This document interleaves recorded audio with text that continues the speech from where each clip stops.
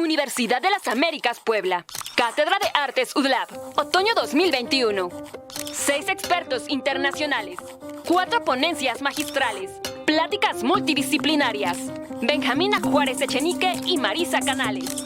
Música. Bernardo Gómez Pimienta. Arquitectura. Marcela Sánchez Mota y Octavio Seibi. Danza. Paloma Torres. Artes plásticas. Cátedra de Artes UDLAP, otoño 2021. Dale play a la cultura.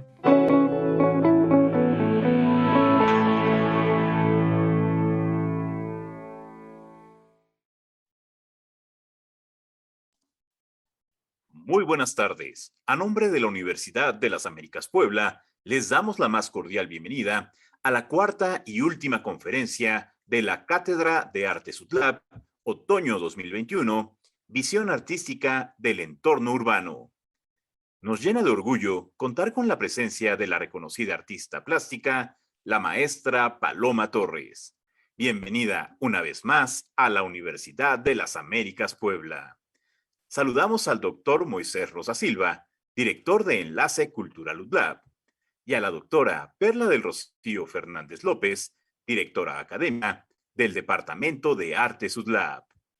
Agradecemos la presencia de estudiantes, comunidad UDLAP y todos aquellos que siguen la transmisión a través de TV UDLAP, Cultura UDLAP y Capilla del Arte UDLAP. Sean todos bienvenidos. Cedo el uso de la palabra a la doctora Perla del Rocío Fernández López, directora académica del Departamento de Artes UDLAP. Muy buenas tardes a todos. Muchas gracias por su presencia esta tarde y por haber estado con nosotros compartiendo su tiempo durante esta tercera edición de Cátedra de Artes.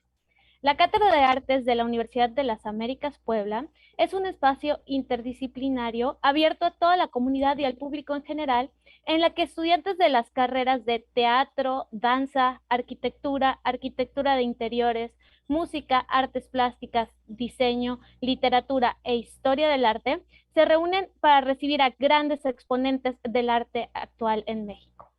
Y hoy no es la excepción con nuestra maravillosa invitada. El día de hoy, con esta cuarta sesión, daremos cierre a la Cátedra de Artes Otoño 2021 y esperamos verlos el próximo año. Me permito ceder la palabra a nuestro director de Enlace Cultural, el doctor Moisés Rosas, para hacer la presentación de nuestra invitada. Muchas gracias. Bienvenidas, bienvenidos, buenas noches. Hoy, como se comentó hace un momento, es la última sesión de la Cátedra de Artes de Otoño 2021. Hablando de artes plásticas, en la primera edición tuvimos al maestro Jan Hendrix, en la segunda a la maestra Betsabe Romero, y hoy contamos con la presencia de la destacada artista plástica Paloma Torres. Paloma Torres es egresada de la Escuela Nacional de Artes Plásticas de la UNAM. Posteriormente estudió grabado en París.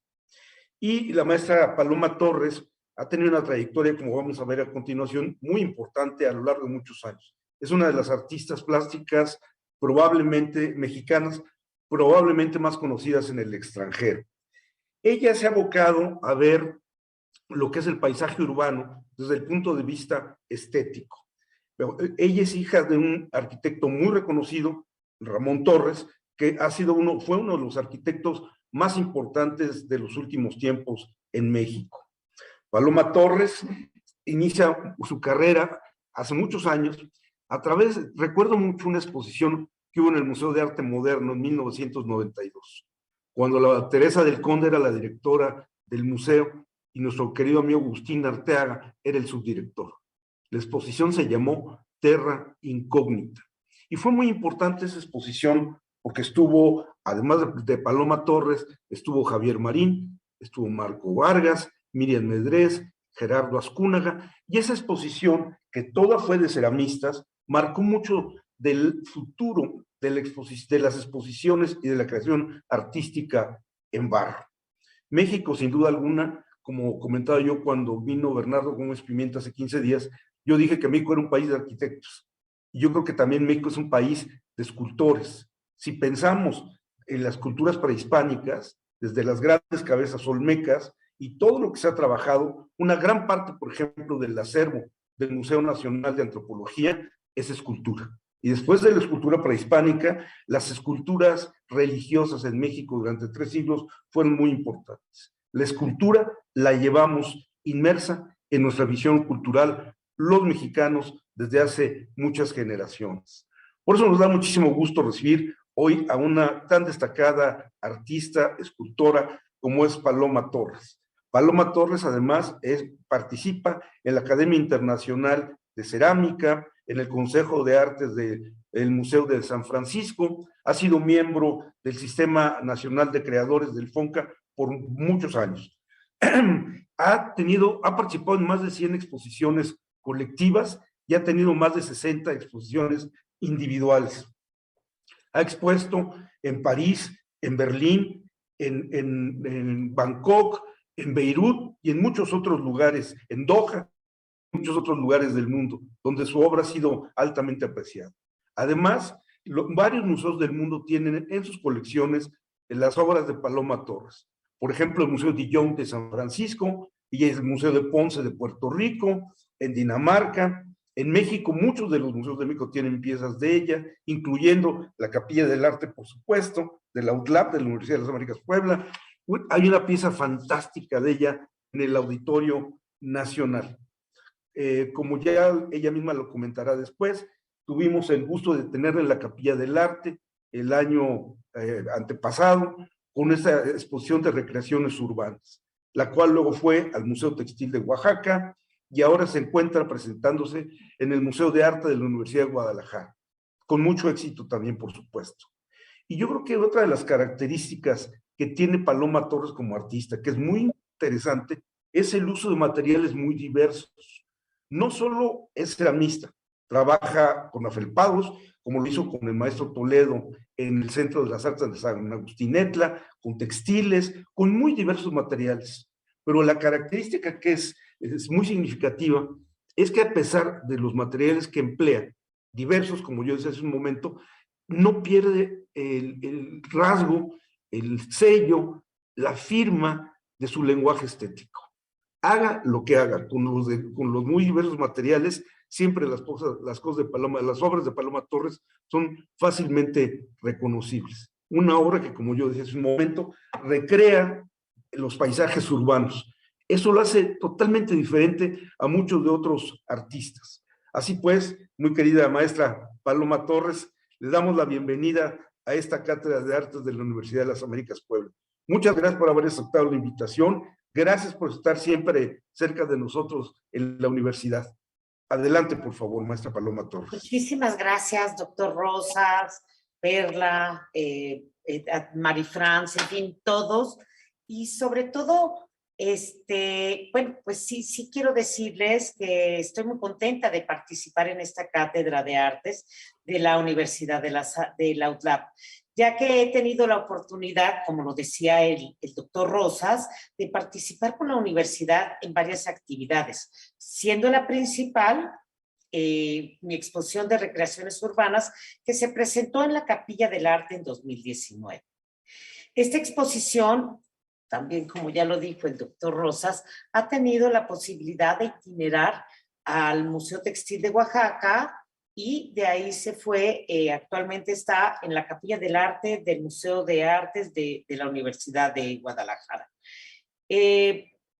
Habiendo dicho todo esto, quisiera entrar en materia y esto tiene que ver sobre todo, como ustedes sabrán, mi trabajo ha estado referido prácticamente toda mi vida al paisaje urbano. Y con esto quiero decir que la ciudad en general es mi musa. Entonces, empiezo con una imagen que a lo mejor ustedes dicen, ¿cómo pone esa imagen tan horrorosa? Si dice que la ciudad es su musa. Pero es muy interesante porque creo que aquí podemos ver una calle de la Ciudad de México, que esto se encuentra en el centro histórico, y vemos el tráfico de lo que implica la Ciudad de México. Y con esto quiero decir y quiero hacerles ver que las personas que vivimos dentro de las grandes ciudades ya no nos movemos de una forma individual, ni siquiera en el tráfico, o sea, todo es de una forma masiva. Pero el tráfico también influye para, en general, como que las actividades vaya, el trabajo y toda esa serie de cuestiones, se encuentran en la parte central del Valle de México. Yo, en general, mi trabajo está referido a la Ciudad de México. Y las personas que trabajan, pues viven como en las zonas conurbadas y tienen que ocupar muchísimo tiempo para transportarse.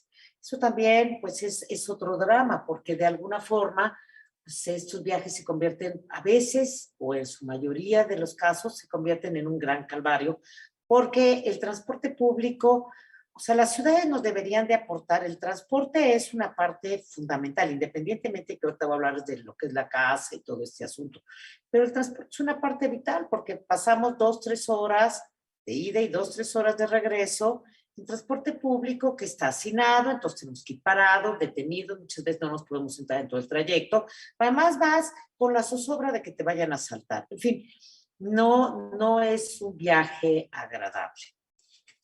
Y bueno, y luego muchas personas llegan a espacios de este tipo, no todas, por supuesto, pero aquí estamos hablando de Chalco, que administraciones van, vienen, en general, en todos estos espacios conurbados. ¿Y qué es lo que sucede? Tenemos administradores, burócratas, que lo único que hacen es administrar la ciudad, pero no se preocupan realmente por las necesidades del ser humano. Si nosotros tomamos en cuenta que el paisaje determina el carácter de una sociedad, pues tendríamos que estar mucho más preocupados de qué manera intervenimos ese paisaje, ¿no? El paisaje urbano. Por ejemplo, esta es una unidad habitacional común del Infonavit, que son 3 millones de casas, pero son muchísimas casas, de muy pocos metros cuadrados, en donde se tiene que desarrollar una familia promedio, que sería de 4 o 5 gentes. Entonces, de repente, pues aquí no lo veíamos tan mal, aunque eran ya 3 horas que nos teníamos que desplazar para llegar a trabajar. Pero si ahorita con la pandemia le juntamos que, pues aquí estudian, trabajan, comen, desayunan, cenan y duermen, 6 personas en un mismo espacio confinados, pues obviamente la violencia intrafamiliar creció. Creo que también los urbanistas, los arquitectos deberían de tener esa preocupación grande de decir, a ver, ese primer espacio, tu núcleo familiar, tu casa habitación, es el primer lugar en el que tú tienes como esa relación con el espacio. Y si no lo tienes, pues evidentemente te vuelves un ser ensimismado con una visión muy corta del mundo. Pero además se genera gran violencia. Sabemos que han subido los índices de violencia. Entonces, tenemos que ser muy conscientes de todo este aspecto, porque yo considero que las grandes ciudades, a ver, el paisaje en general, tendría que ir esos desplazamientos por nuestros espacios públicos, que es la calle. En el momento que tú abres la puerta de tu casa y sales, es un espacio público, que tú tienes que gozar, que disfrutar y que sufrir o vivir de manera diferente. Y todos estos espacios tendrían que generar habitantes inteligentes y creativos. Los espacios sirven también independientemente de la educación, independientemente de la cultura, de muchas circunstancias, porque la educación sin cultura es instrucción. Entonces, yo creo que la educación y la cultura tienen que ir unidas y el espacio tiene que ser un espacio digno para el desarrollo humano, para tener habitantes creativos. ¿Por qué es tan importante hablar de la creatividad? No porque vayan a ser artistas el día de mañana todos estos habitantes, sino porque la creatividad nos da las armas suficientes para poder enfrentar lo que se nos venga en la vida cotidiana. Perdón. ¿Qué quiero decir con esto?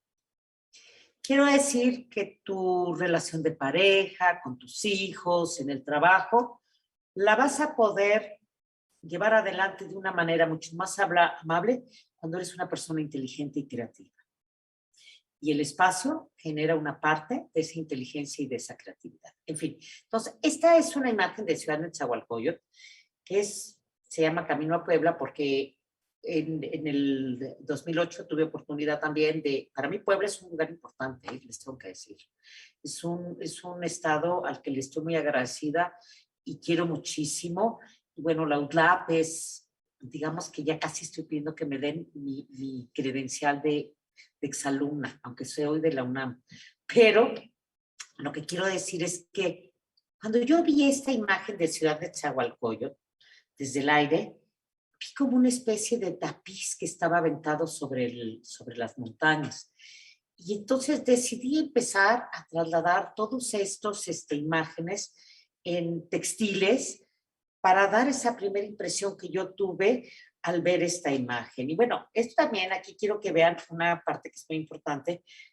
Ciudad de Nezahualcóyotl, como vimos con Chalco, como vemos con la unidad habitacional anterior, pues no hay áreas verdes. No nos hemos dado cuenta que parte de la salud mental tiene que ver con el disfrute en las áreas verdes, o sea, la naturaleza, el paisaje en el estricto y sentido literario es importantísimo.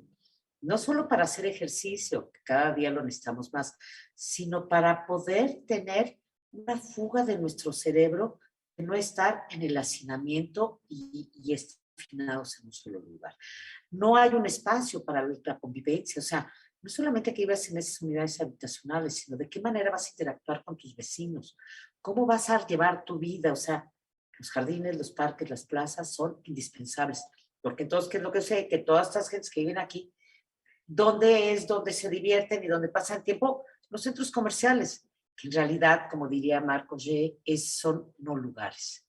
Espacios que son exactamente idénticos en la Ciudad de México, en Tijuana, en Peralvillo, en Santa Fe, en Interlomas, cuentan y que es a donde la gente va a pasear. La gente ya no ve su entorno inmediato, la calle, la ciudad y demás. A ver, la siguiente imagen, por favor. ¿Qué pasó?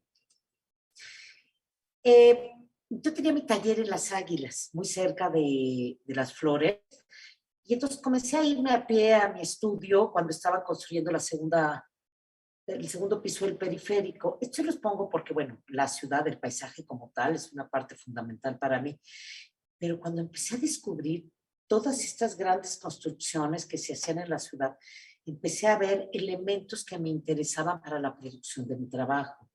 Entonces aquí tengo esta ballena, ¿no? Y estas columnas que las veía y decía, wow, con estas cimbras, por ejemplo, esta imagen que es como muy potente del segundo piso del periférico, pero aquí empecé a hacer una reflexión de cómo devastamos la naturaleza, la destruimos absolutamente para construir nuestras ciudades. Pues esta construcción del segundo piso, la construcción de la línea 12 del metro, yo creo que se echó varios bosques para poder hacerla, porque en México nuestros andamios, nuestros cimbras, todo esto es en madera. Entonces, de ahí me surgió la necesidad de empezar a trabajar con estos elementos, pero con los elementos, o sea, al natural. Y bueno, ahorita vamos a seguir con otra imagen, que es también, esto es de las excavaciones de la línea 12, es la lumbrera de Mixcoac, y aquí empiezo con esa excavación de lo que fue el interior porque yo ya había fotografiado, había tenido esas fotos aéreas, había hecho las fotografías del segundo piso, y qué sucedía con el estómago, con las entrañas, digamos, con el subsuelo de nuestra ciudad. Todo esto me pudo dar una imagen completa del funcionamiento de lo que es una megalópolis. Y aquí es interesante porque veías ese puntito de cielo, pero fragmentado, ¿no? Que si vemos las imágenes que vienen a continuación, estas son imágenes de nuestra bóveda celeste. Así es como nosotros vemos el cielo en la ciudad. ¿Qué es lo que sucede? Pues que son horizontes fragmentados. Nuestra visión se queda en un primer plano. Todo nuestro mundo se fragmenta. Y lo más importante es que la manera como vemos, la manera como leemos el paisaje, es la manera como percibimos nuestra realidad y nuestro entorno. Entonces, a partir de estas imágenes fue que hice la exposición del Museo Amparo, que se llamó Horizontes Fragmentados, que fue mi primer contacto en realidad con Puebla y que he ido descubriendo que es una ciudad importantísima a nivel educación, a nivel cultura, o sea, es una ciudad fantástica y tiene, bueno, por ejemplo, la UTLAB, también me tocó cuando fui tutora de jóvenes creadores, participar, ir a trabajar ahí con mis estudiantes. Un lugar fantástico, es un lugar de verdad de las grandes universidades que tenemos en el país. Entonces, ¿qué pasa? Voy a hablar ahorita de lo que ha sido mi proceso creativo. A lo largo de mi vida profesional, el barro ha sido una constante, el grabado, o sea, una serie de técnicas, pero la cerámica en general ha sido la más importante. Ya lo decía el doctor Rosas, que venimos de un país de escultores, donde la escultura es una parte muy importante, los arquitectos, y eso se lo digo porque, bueno, yo comencé a trabajar la cerámica porque vi una exposición muy bonita, muy interesante en el Museo de Antropología en la Ciudad de México que se llamaba Construcciones de Tierra. Cuando vi esa exposición dije, eso es lo que yo quiero hacer. Había vivido en una familia donde el paisaje, los espacios siempre fueron una parte fundamental para mi desarrollo. O sea, nosotros recorrimos el país, Chichén Itzá, Uxmal, íbamos a Tabasco, íbamos a Campeche, en fin. Yo tuve la gran fortuna de tener un papá que nos hizo viajar por toda la República Mexicana, pero además era maravilloso porque él nos educó a que la cultura no es solamente lo que vemos, sino lo que escuchamos y lo que comemos. Entonces tú decías en Yucatán, ¡ay, quiero un sándwich! Decía, no. En Yucatán se comen panuchos, se comen papazules, relleno negro. Tienes que comer la comida del lugar al que vas, porque es parte de la cultura del lugar. Entonces, o sea, me di cuenta que tenemos un país riquísimo, pero además la cerámica ha sido una cuestión riquísima. O sea, vivimos en un país de alfareros, de ceramistas. O sea, si tú ves toda la parte prehispánica, pues lo que ves, la verdad, son tepalcates en su gran mayoría, pero no solamente tepalcates, ves piezas completas, iguateotls y piezas como de 1,50 de altura, vasijas trípodes, pero esas piezas de 1,50 son mujeres, ¿no? Mujeres que son sobre todo de la cultura totonaca, que es una cosa fabulosa, y te das cuenta que el barro es uno de los primeros materiales que la humanidad utilizó para poder darle vida a sus dioses y para contener sus alimentos. Cuestión que permitió la civilización del ser humano. Aquí tengo esta parte. El barro primero me llega en polvo. En Europa y en Estados Unidos lo compras amasadito. Aquí no. El barro, la técnica de la cerámica es una técnica muy, muy artesanal. Te llega el polvo, haces tu mezcla de los polvos, luego lo pones a pudrir en agua, porque se tiene que ir humectando cada partícula de tierra para poder dar la plasticidad que tú necesitas para trabajar. Después de esto, pones a secar tu material, esta tierra que vimos en la cubeta, lo pones a secar en una placa de yeso y de ahí lo tienes que amasar forzosamente. Y después de amasarlo, haces estas pellas que te darán como resultado que puedes hacer placas o puedes hacer churros. Siempre me gustaron las técnicas muy artesanales. ¿Por qué? Porque para mí el proceso del trabajo es una parte fundamental. Estas técnicas que requieren de que te prepares, o sea, evidentemente no es que todos los días tienes que llegar a hacer eso, pero si hay una cuestión de preparación del material, y eso quiere decir que tú también te preparas mentalmente a entrar al trabajo. Y por otro lado, lo del proceso se los digo porque me gusta levantar directamente la obra. O sea, yo no me gusta ni la repetición por moldes, ni tampoco aquí ven directamente trabajando las piezas. Nomás lo que tiene el barro, que es padrísimo, que es muy flexible. Tú lo puedes ir construyendo como si construyeras una casa. Es una cosa maravillosa y entonces le das la intención que quieres darle a la obra y bueno, pues eso, el barro te da esta posibilidad. Aquí vemos, son unas piezas, cuando hice la pieza del auditorio, que ahorita la vamos a ver a continuación, porque les voy a enseñar el proceso de lo que es hacer una pieza de esas dimensiones, hice también unas piezas de pequeño formato para la tienda del auditorio. En mis columnas, bueno, y aquí ven, el barro juega con los 4 elementos. La tierra, el agua, el aire para que se seque y el fuego para que se consolide. Entonces, bueno, hasta que no sale del horno, no existe la pieza. Bueno, sí existe, pero pues, si le cae agua desaparece, pero para que quede cristalizado a punto el material, pues tiene que ser tienes que quemarlo. ¿no? Y son quemas que duran aproximadamente 8 o 9 horas. Y aquí, esta es una serie de maquetitas que hice de algunas piezas, que las decidí ponerlas juntas, ¿no? Porque esa es otra. O sea, dentro de mi trabajo, siempre trabajo con conjuntos, o sea, porque lo que me interesa es el recorrido, el trayecto, que también tiene que ver cómo caminamos en la ciudad, cómo caminamos en nuestro interior. O sea, siempre hay un trayecto que traza un plano, un mapa de lo que somos o de lo que hacemos o de cómo nos vamos moviendo. Esta es una de estas piezas que hablaba el doctor Rosas, que estuvo en la exposición de Terra Incógnita. Ya desde esa época me gustaba hacer piezas de gran formato, pero no sabía cómo construir esas piezas tan grandes. Entonces esta fue un arco que sí, puede pasar un ser humano abajo de eso, o sea, mide 3 metros de altura, 3,20, pero estaba hecho a base de puros mosaicos. Y aquí, mi obra era de mucho color, porque también yo pensaba que en esa época el color, eso de la azul y el rosa mexicana, no, eso para mí era como una especie de mito urbano. En realidad, la ciudad se caracterizaba por utilizar estos colores de pinturas comerciales como es Comex, en ese entonces, que era todavía nacional.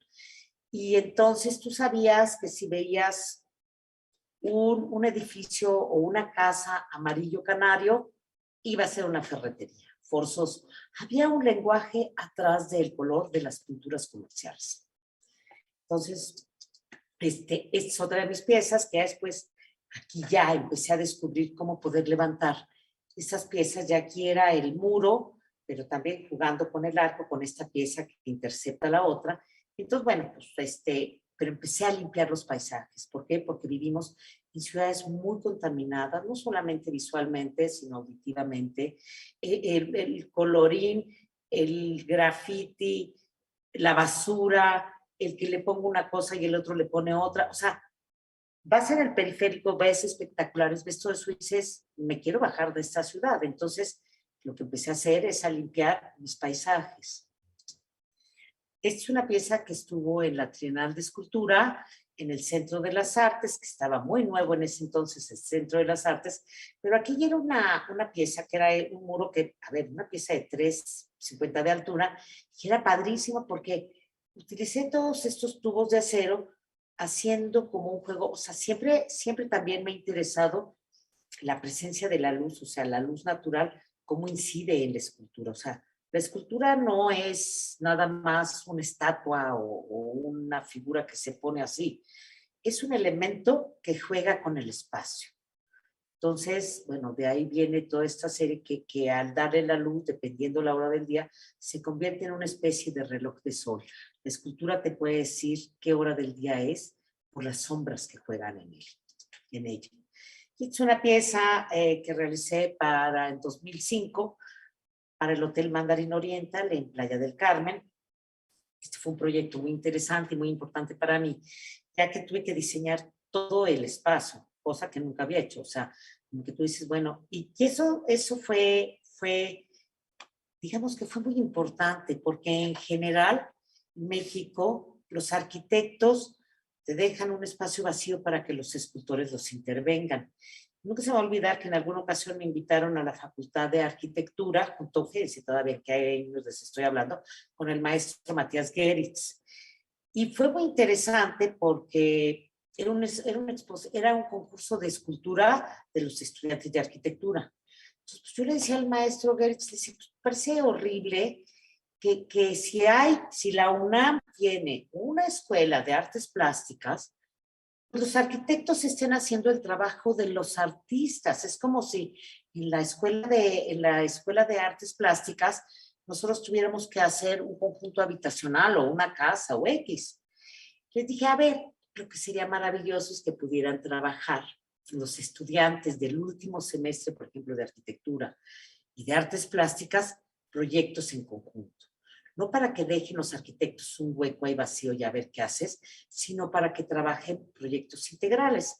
Y esta obra fue uno de esos ejemplos rarísimos de un proyecto integral donde iba a haber 5 patios y a los artistas se les pedía que desarrollaran toda la idea completa de los 5 patios. Estuvo en este proyecto Yolanda Gutiérrez, estuvo Pablo Amor, estuvo Ivonne Domenech, Kyoto Ota y otro que me tocó a mí. Entonces, fue un proyecto muy interesante porque yo aquí lo que quise es también jugar un poco con esa cuestión de land art, porque siempre me ha gustado un poco también la cuestión de que el arte se convierta en un objeto utilitario, que nos apropiemos de las piezas, porque el arte contemporáneo ha roto esa barrera de la estatuaria, no sé, de verlo ahí a la distancia y la contemplación. A mí me gusta que el espectador se integre a la obra y de alguna manera con su trayecto, con su recorrido, la complete y le dé la lectura que le debe de dar. Y entonces, bueno, pues esto era un patio húmedo porque hace muchísimo calor y entonces, pues que pudiera estar descalzo y con la humedad del piso te refrescaras, pero al mismo tiempo, toda esa parte del pasto se convertía en una gradería donde tú te podías sentar porque en la tarde nada más quedaba pues toda esa sección del espejo de agua. Podía haber un cuarteto de cámara y la gente de esa villa sentadita ahí en el pasto muy a gusto escuchando su cuarteto de cámara. Entonces se podía convertir en un espacio de usos múltiples. Esto fue cuando empezaba lo del hotel, porque también lo que quería es que fuera como una caja verde este espacio. En fin, esto fue un primer acercamiento y aquí vemos la pieza más de cerca, fue una pieza en cerámica. Esta primera pieza que tenemos en medio mide 6 metros, pero además le cae agua, porque yo lo que quería es que todo el tiempo estuviera húmeda, tener esa sensación de frescor, o sea, eso es una parte importantísima.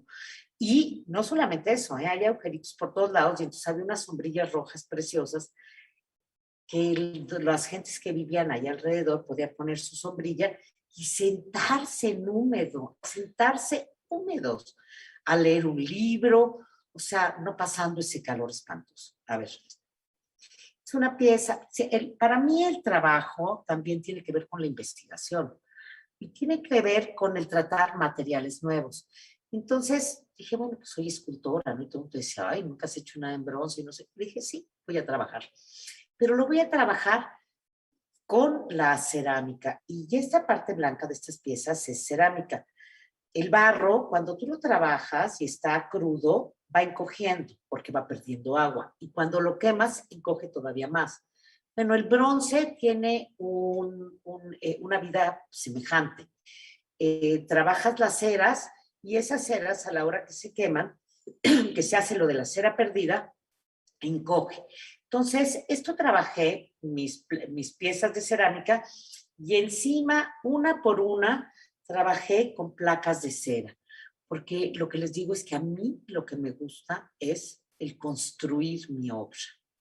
No me interesa, por eso las fotografías, por ejemplo, del proceso de la ciudad también para mí son importantísimas, porque hablan de ese proceso, del camino, de cómo se va creando y construyendo. A lo mejor ya cuando se acaban, ya no me interesan tanto. Me importa el proceso de construcción y el proceso de levantamiento de la obra.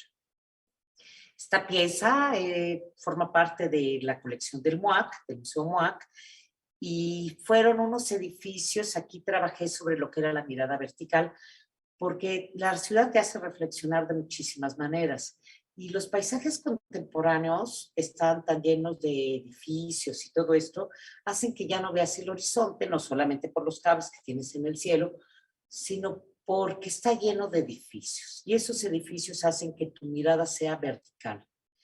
Y esto se llama paisaje vertical, se llama, y es importante porque además son unas piezas capilares en el sentido de que sí son masivas, pero tú puedes ver de un lado al otro de la pieza y aquí un poco empezaba a cocinar la idea de la celosía, ¿no? Entonces, bueno, ahorita les voy a platicar de la celosía. Y aquí, esta pieza, una pieza que el gobierno mexicano, cuando fue en la PEC 2018, se hizo un parque escultórico en Vietnam y invitaron, los vietnamitas querían que hubiera un artista mexicano y bueno, tuve la fortuna de que me seleccionaran a mí para poder participar ahí. Pero además, esta pieza tiene una característica también que es muy importante, porque es un tótem, pero es un menhir. ¿Y qué sucede? O sea, cuando nosotros vemos la historia, ¿cómo se dio la historia de la intervención del paisaje? ¿Cuál fue la primera persona que intervino el paisaje? En realidad fue el menhir. El menhir fue la primera intervención en el espacio que hizo que se hiciera arquitectura en el paisaje. Ese simple hecho de levantar una pieza de manera vertical marcó de manera diferente nuestra visión y nuestra relación con el paisaje. Y entonces, ese mismo menhir, primero fue esa intervención del espacio. Pero cuando se hizo la columna tripartita, que bueno, en mi trabajo es muy importante toda esta cuestión de la columna, se dio la arquitectura. Y cuando el menhir se convirtió en estela, se convirtió en escultura. Entonces, es un solo elemento que viene a lo mejor del Paleolítico, pero que nos demuestra de qué manera el hombre tiene ese primer impulso de poder intervenir el paisaje natural de manera diferente. Entonces, bueno, esa es mi columna de la PEC. Y aquí son también esos menhires, pero cuando yo les hablaba de la destrucción de todos estos árboles para construir nuestras ciudades, también había el juego de que yo pudiera hacer unos árboles, pues unos árboles hechos por mí, que es una cosa completamente absurda. Pero esto fue una invitación para hacer una intervención en un bosque y hice esta pieza, que es una pieza permanente, pero además, porque el barro saben que tiene la virtud, aquí está muy nuevita la obra, pero conforme va lloviendo todo esto, la obra se va mimetizando con el paisaje. Entonces, yo creo que la obra también tiene que irse mimetizando y volverse parte de ese paisaje y aparecer solamente en algunos momentos. La pieza es, bueno, ahorita les voy a enseñar. Y me pidieron una pieza para hacer una etiqueta para una botella de vino. Entonces, esta es mi columna de las vides. Y ya está esta pieza, que fue parte de un conjunto realmente que hice para la exposición universal en Shanghai, que el tema que trataba en ese momento era la ciudad. También me invitaron a que hiciera una intervención dentro del pabellón, pero esta pieza actualmente se encuentra en la Facultad de Ciencias Políticas y Sociales, entonces de la UNAM. Y bueno, para mí es un honor poder estar en un espacio de o sea, ya la fui a ver el otro día y casi me desmayo porque las feministas me grafitearon. Pero está bien, porque son mujeres actuando con otras mujeres. Entonces, creo que la pieza la voy a dejar así por el momento. Y esta pieza, Harry Parker, que era el director del Museo de Young. El Museo de Young es un museo que en el temblor del 2005, ¡pum!, se cayó. Era un museo de arte antiguo y con el terremoto se destruyó. Entonces, Harry Parker en el 2005 se dio a la misión, o por el 2000 y cacho, se dio a la misión de construir un nuevo museo en el Golden Gate Park. Y él estaba muy impresionado por lo que era el Museo de Antropología de la Ciudad de México, que ha sido una de las grandes obras de arquitectura en México, pero no solamente por sus espacios, sino por la manera de intervenir los espacios. La inteligencia ahí del arquitecto Ramírez Vázquez de poder conjuntar a los artistas contemporáneos de su época para que intervinieran los espacios fue muy importante. Entonces, Harry Parker hizo una visita al Museo de Antropología, porque él quería hacer lo mismo en el museo. Y fue muy importante porque, afortunadamente, estábamos exponiendo ese mismo grupo de Terra Incógnita. Cumplíamos 10 años de haber expuesto en el Museo de Arte Moderno. Entonces dijimos, tenemos que hacer una publicación, tenemos que exponer. Entonces, un coleccionista nos hizo un libro que se llamaba Cuerpos Terrenales, que tenía que ver con este mismo grupo. Pero además, aquí sí lo tengo que decir, el doctor Rosas, que era secretario técnico del INAH, nos propuso presentar el libro en el museo y no solamente presentar el libro en el museo, sino de hacer una exposición de arte contemporáneo en cerámica, que es un material muy propio del museo, pero de arte contemporáneo, en la Media Luna. Y entonces hicimos esta exposición que fue muy bonita, que se llamaba Cuerpos Terrenales. De verdad, fue una exposición muy importante donde estuvo Javier Marín, Marco Vargas, ahí está ya también Maribel Portela, Miriam Medrés, Gerardo Azcúnaga. Y esa exposición luego se fue itinerante por Estados Unidos, pero lo importante de ese momento es que cuando Harry Parker viene al museo para ver cómo funcionaba el museo con el arte contemporáneo, se encuentra con nuestra exposición y me invita a participar en la sala de arte prehispánico del Museo de Young, porque era un museo de arte antiguo. O sea, ese museo, por ejemplo, estoy en la sala de arte prehispánico. Anna Tsui, que es un artista fantástico nigeriano, está en la sala africana. Kiki Smith, que es una artista americana contemporánea, está en la sala de arte americano. Entonces, es un museo de veras fabuloso donde los artistas contemporáneos intervenimos en las salas de nuestras culturas. Y eso para mí fue una gran oportunidad.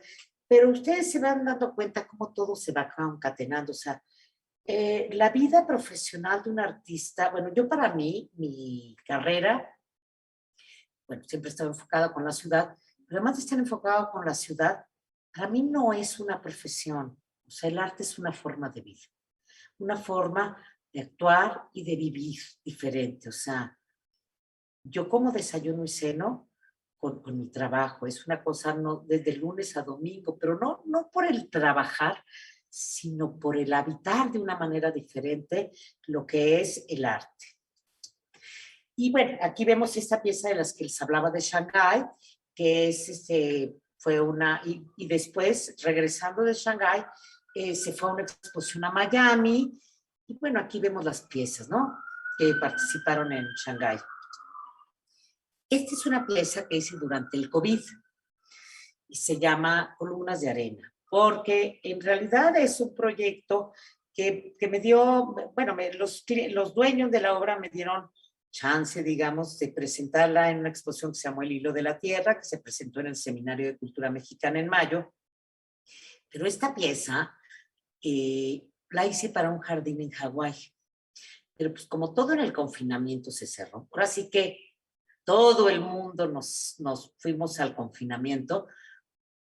Yo la verdad, pues era una época, o sea, los artistas, pues trabajamos en nuestros talleres y trabajamos solos. Yo tengo la fortuna de tener dos ayudantes que me ayudan, y de hecho ahorita uno de ellos, Gus, me está asistiendo aquí para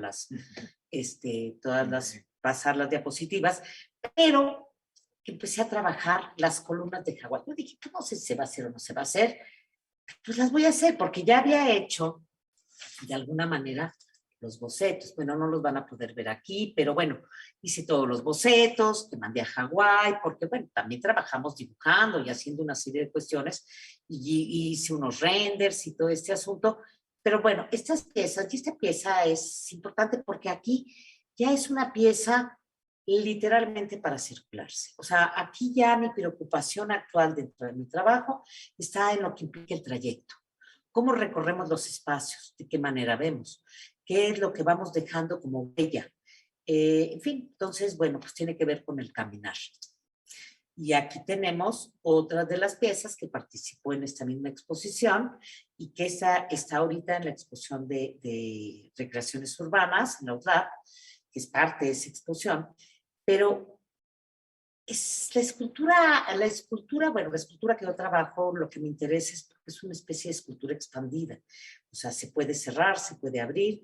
Tiene la virtud de acomodarse a los espacios en los que están. No es una estatua que pones en un nicho. Es algo que se integra al paisaje donde va a interactuar. Es otra forma de hacer escultura.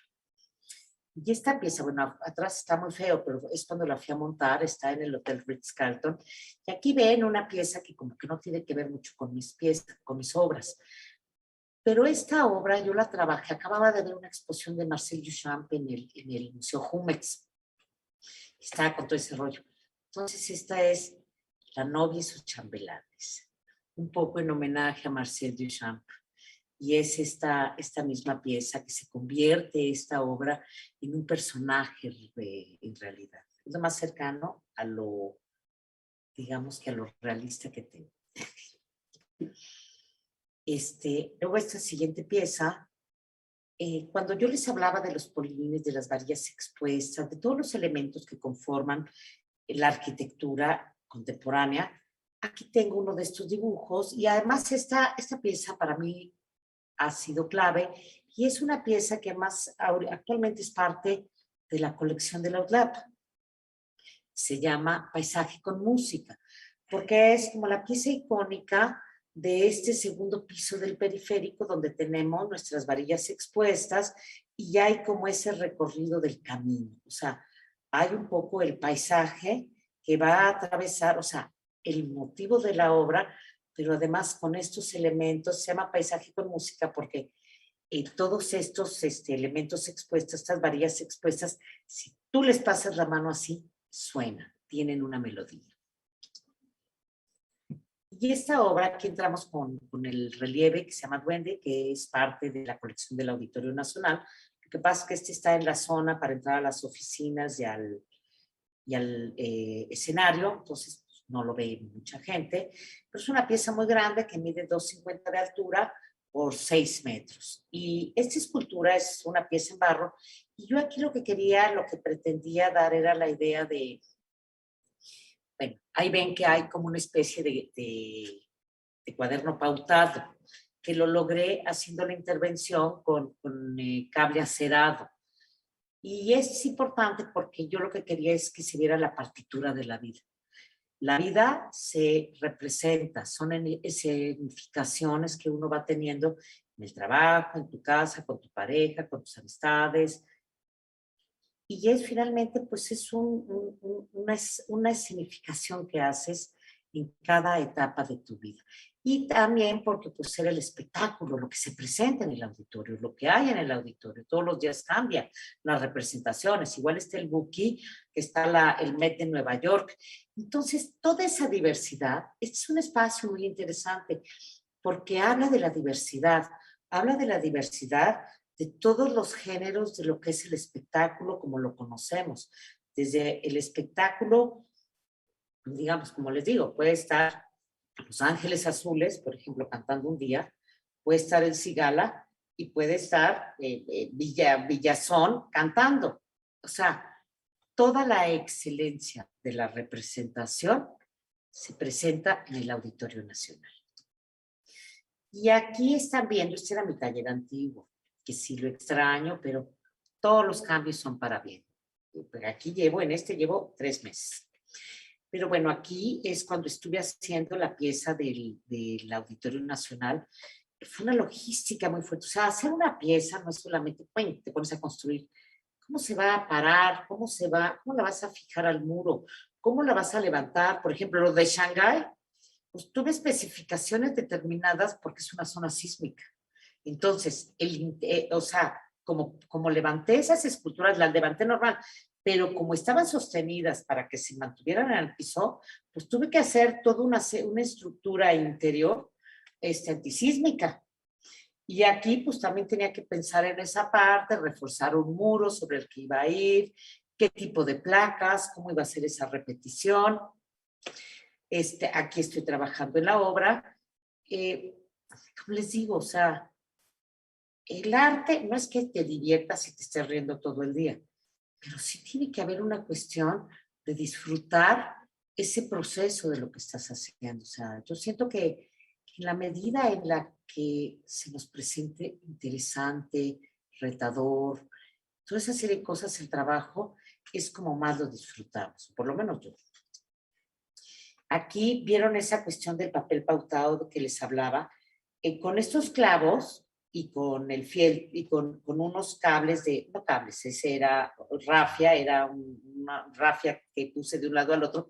Tenía que ver exactamente en qué punto iban a estar mis cables, porque iban a ir de un bloque a otro bloque, no es que estuvieran en el mismo lugar, eso lo tenía que montar justo en el momento en el que se montara la obra. O sea, estos cables no los podía poner desde mi taller, los tenía que acabar de poner en el auditorio.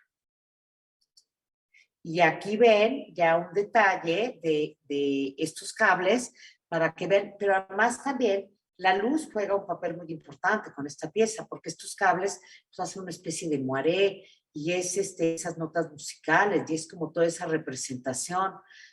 En fin, es todo un juego con respecto al espectáculo.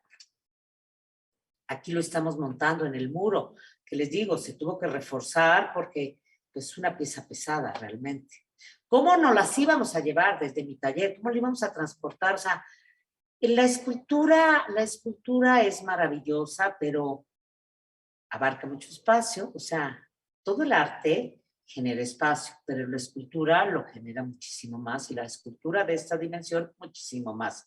Moverla cuesta mucho dinero, es muy pesada, o sea, requieres de una logística, de un embalaje determinado.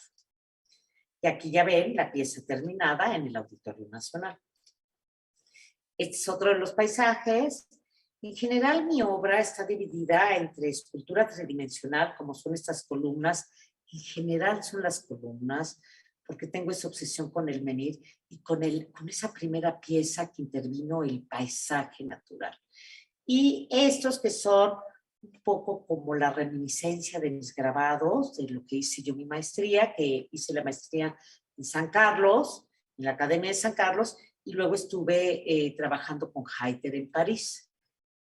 Entonces aquí lo que me gusta es, por ejemplo, si ustedes ven esta pieza, imprimo texturas, pero no solamente por las texturas en sí, aquí ven la tela de gallinero, y una serie de cosas que me gusta dar esa idea de lo matérico en el espacio.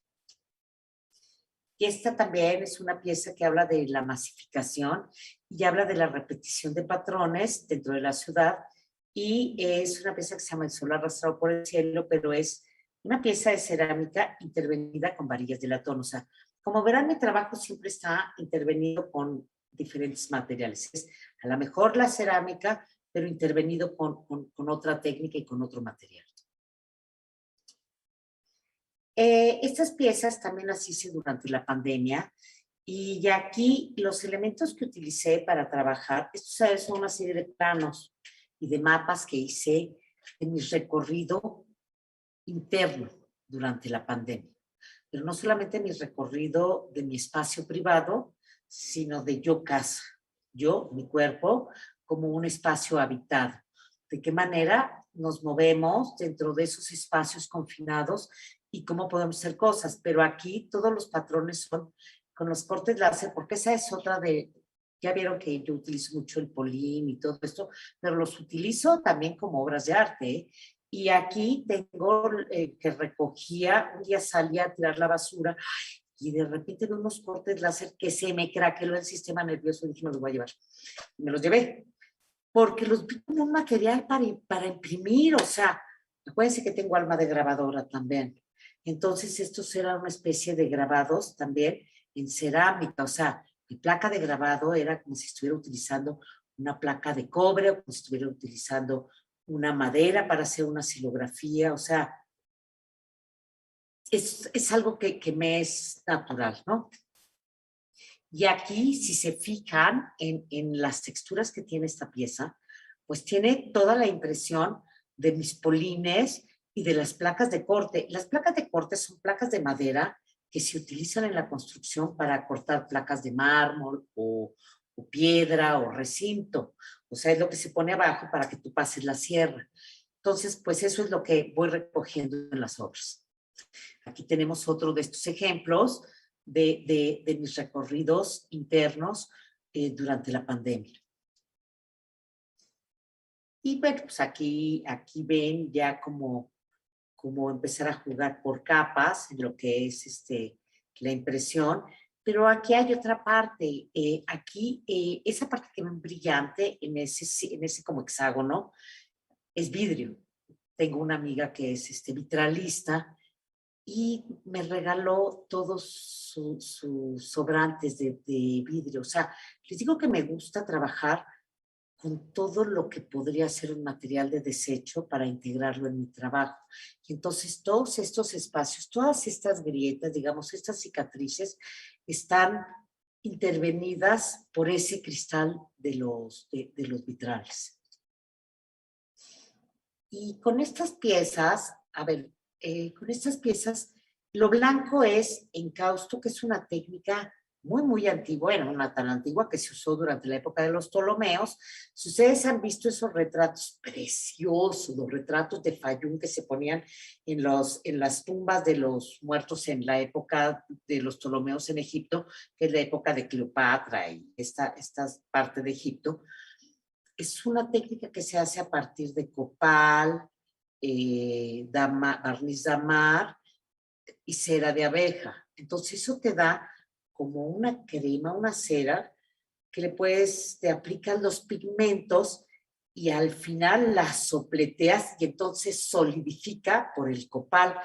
Híjole, a ver, como podrán ver, todas las técnicas de las que me sirvo para intervenir mis propias obras tienen que ver con técnicas que implican procesos. Bueno, ya hasta incendié una vez mi taller, tengo que decirles, haciendo el famoso, porque ya ves esencia trementina y el estufa, entonces, bueno, hasta los bomberos llegaron, por eso les digo todo. Pero toda esta parte dorada, yo venía de hacer una exposición en Bangkok, además en esa época tuve la oportunidad de hacer una experiencia con alumnos de la Universidad de Chulalongkorn, pero en Tailandia a todo le ponen hoja de oro, todo así, se lo van untando a todo. Entonces, pues llegué y inconscientemente empecé a usar la hoja de oro dentro de mi trabajo. Bueno, no para tapizar todo, pero aquí esto era nada más como darle realce a un pequeño recorrido de ese gran espacio en el que me desarrollo. Esta es otra pieza, pero aquí, por ejemplo, es diferente, porque aquí apliqué eso. Lo que ven como más oscuro es el encausto transparente aplicado sobre la cerámica, y sobre ese encausto apliqué la hoja de oro. Si ustedes se fijan, el material responde de manera diferente. O sea, siempre tiene que haber una cuestión de investigación y de utilizar materiales nuevos para la elaboración de mi trabajo. Y aquí fue, bueno, saben que la columna pues es una parte indispensable de mi trabajo. Y esta fue una columna abierta que puse sobre una cama de oro para poder ver la cicatriz de la fractura de cuando se abrió y nos enseñó su interior. Entonces, este es un relieve que, o sea, este es el diálogo que yo tengo con mi trabajo, no porque una gente que lo vea diga, ay, la cicatriz de la pieza, pero yo sí hablo y estructuro mi trabajo con un concepto. O sea, la obra no se hace por hacerse, la obra se hace porque hay la necesidad de decir ciertas cosas.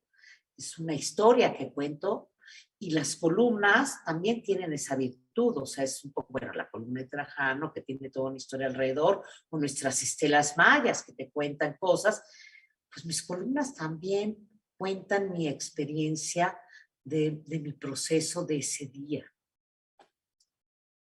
Y aquí vemos otro de estos relieves de los cortes láser, ¿no? De las hojas. Y aquí, ¿se acuerdan del gobelino que hice sobre Ciudad Nezahualcóyotl? El maestro Toledo, Francisco Toledo, tuvo posibilidades de ver ese gobelino y entonces él iba a hacer en ese momento la intervención en la Biblioteca México de la colección de Carlos Monsiváis. Y se le pidió que él hiciera una intervención y el maestro decidió hacer su intervención para el espacio de Carlos Monsiváis, hacer unas piezas en fieltro. Pero él, como era de generoso, de veras, también agradezco habérmelo topado en mi vida. El maestro Toledo, siempre que implementaba una técnica, por ejemplo, cuando hizo el taller de papel y todo eso, siempre invitaba a artistas a que desarrollaran la técnica que él iba a utilizar. Entonces, pues tuve la gran fortuna que me invitara a hacer unas piezas en fieltro. Y aquí están viendo cómo tengo la paleta de colores para hacer esa imagen que era un andamio que me encontré en las excavaciones de la línea 12 y que además me resultaba como muy interesante el jugar la imagen de un andamio de acero traducido en una pieza, en un textil flexible. Y ese es el resultado final. Pero lo más sorprendente es la profesionalidad con la que se trabajaba y se trabaja en San Agustín Etla, ¿eh? Ahí todo es de gran calidad y esa es la gran suerte que yo tuve de estar en una época donde había una gran actividad. Bueno, además yo en ese momento tenía la beca del Sistema Nacional de Creadores y este era parte digamos, de mi proyecto de beca, porque como ya había fotografiado, las obras que quería hacer eran sobre las entrañas de la ciudad, bueno, sobre el subsuelo de la ciudad. Entonces, para ese proyecto pedí la beca del sistema y entonces tuve oportunidad de trabajar en San Agustín Etla con el maestro Toledo. Esta fue una fotografía también de las excavaciones del metro y es una pequeña caja de aislantes, muy pequeña, que me encontré en las excavaciones. Y aquí lo interesante era jugar con una pieza que era como un hallazgo arqueológico contemporáneo, ¿no? ¿Qué había encontrado en ese túnel? O sea, porque realmente mis fotografías tenían que ver con eso, o sea, qué es lo que yo veía, las novelas con las que construían los túneles me encantaban, toda esta serie de hallazgos, o sea, todo me sorprendía, o sea, en realidad la ciudad me parece un ente que te sorprende día a día, pero bueno, esa pieza también, y esta pieza es, todas estas las hice en Etla, ¿eh? Esta pieza es, pero esa la veía, esa me interesó porque era como una pieza un poco expresionista, es como si viera un Otto Dix en abstracto. Pero aquí era nada más un detalle de cómo se sostenía el escudo que hacía los agujeros de la línea 12, que era una cosa gigante, o sea, cada tornillo era una cosa de este tamaño, ¿eh? No iba yo cuando yo quería el metro, me hablaban y me decían, hoy sí puede venir. Entonces ya me iba con mi cámara, yo que te contenta, y pues que ahora vamos a ir a Iztapalapa, y ahora vamos a ir a Mixcoac, a la Lumbrera, y entonces me tocó ver el avance de la obra, pero sobre todo a partir de los túneles, ¿eh? A mí esa del segundo piso, nada de eso me tocó. Y esta pieza es una escalera de caracol que había en la lumbrera de la línea 12. Y se las pongo porque si vemos la siguiente imagen, aquí estoy con el maestro Toledo en el taller de afelpado y estamos viendo de qué manera vamos a poner esa tela de alambre que se vea como si fuera una tela de alambre. ¿Me puedes regresar la otra imagen? Porque se vieron muchas formas, porque esto era en realidad mi imagen, mi fotografía, era una tela de alambre. Entonces decíamos, ¿cómo? Y fue muy chistoso porque se pensaban en muchas maneras. Y una de las artesanas, que eran de primera, todas las artesanas del lugar, dijo, ay, pues mi hijito, que yo le hice una red para su balón de fútbol. Fíjense de dónde salen las cosas. Y entonces hicimos una fotocopia al tamaño de la pieza de 2 metros, blanco y negro, y se le puso un plástico encima y se tejió una malla, una red, esa red, con hilo de algodón. Y luego se le puso almidón. Y con el plástico encima se fue acomodando la pieza exactamente a la forma que tenía la malla de alambre. No, a ver, creo que sigue funcionando igual. Bueno, la pandemia lo cerraron, pero creo que ha sido uno de los espacios más importantes de la República Mexicana en la creación de arte. Todo el mundo pasó por ahí, Mario Lavista, Betsabe Romero, Jan Hendrix, Irma Palacios, en fin. Bueno, el doctor Lacra, hijo del maestro Toledo, pero tenemos a Cruz Villegas y tenemos artistas muy importantes de todas las generaciones, que eso también era maravilloso, era padrísimo caso. Pero también en esa época, pues ya ven que me gusta la basura. Y como yo me tenía que quedar una semana en el taller de afelpado, pues empecé a trabajar con los sobrantes que había en el taller. Y entonces el maestro Toledo me dijo, muy bien, usted sí quiere llevar los sobrantes. Me dijo, sí, se los voy a dar. Pero vamos a hacer un trueque usted y yo.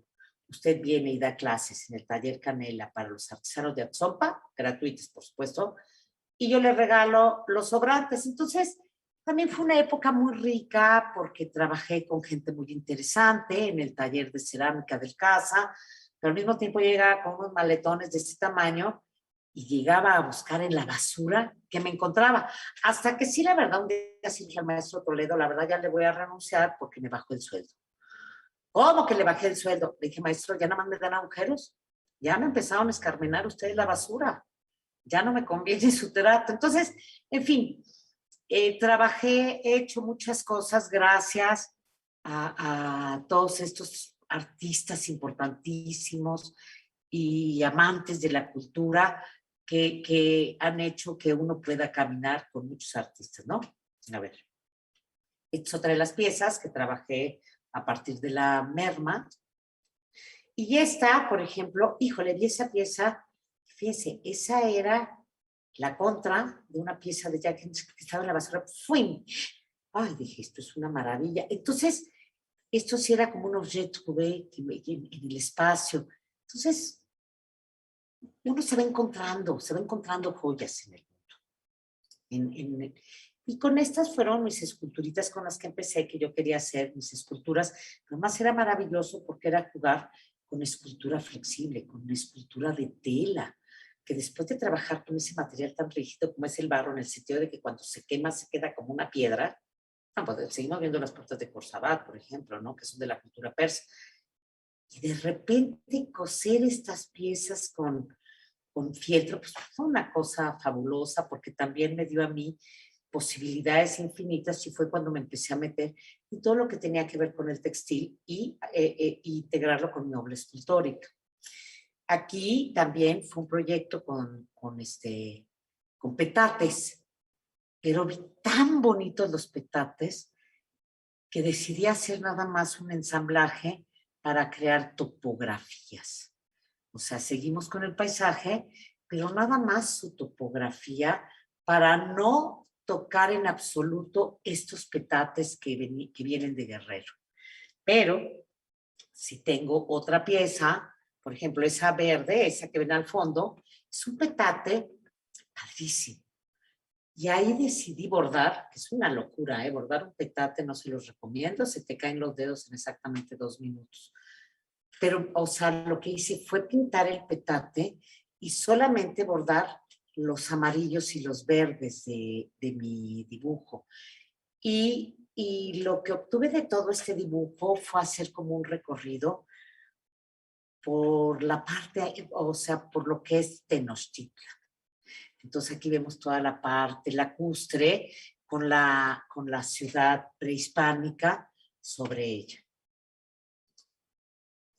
Y esto es para que ustedes vean, pues, cómo se hizo en un telar. ¿Ya acabamos? No, perdón, disculpe la interrupción, solo para comentarle que tenemos aproximadamente 10 minutitos más. No, ya voy a acabar, ya estoy a punto de turrón. Perfecto, muchísimas gracias. Gracias. Y este, por ejemplo, es el de Camino a Puebla, ¿se acuerdan de la fotografía de Ciudad de Nezahualcóyotl? A ver, pónmela si quieres para que lo vean. La siguiente. No, la otra. No es esa, pero porque no se aparece. Ya me pusiste nerviosa, ¿ya ves? Ya no saben ni las imágenes. En fin, a ver, ponme la otra, la anterior. Esa es un gobelino hecho en la ciudad de Guadalajara, que tardó 7 meses en hacerse y que mide 2.40 por 3.60. Y lo que les estaba enseñando ahí es cómo se tejió en telar. O sea, es un trabajo preciso, ¿no? Entonces, la siguiente. Y estas son unas piezas que hice en Teotitlán del Valle. Cuando yo estaba trabajando en Etla, Trini, la esposa del maestro Toledo y el mismísimo maestro Toledo, trabajaban sus textiles en Teotitlán del Valle con un artesano que es fabuloso, digo, de hecho sigue existiendo, y que era el que les teñía las lanas y los algodones y todo a ellos con la cochinilla o con el añil, etcétera. Y entonces yo iba a participar en una exposición sobre los 500 años de la Ciudad de México en el Museo de la Ciudad de México, y mis textiles estaban viajando pues estaban en Qatar, entonces dije, ¿cómo?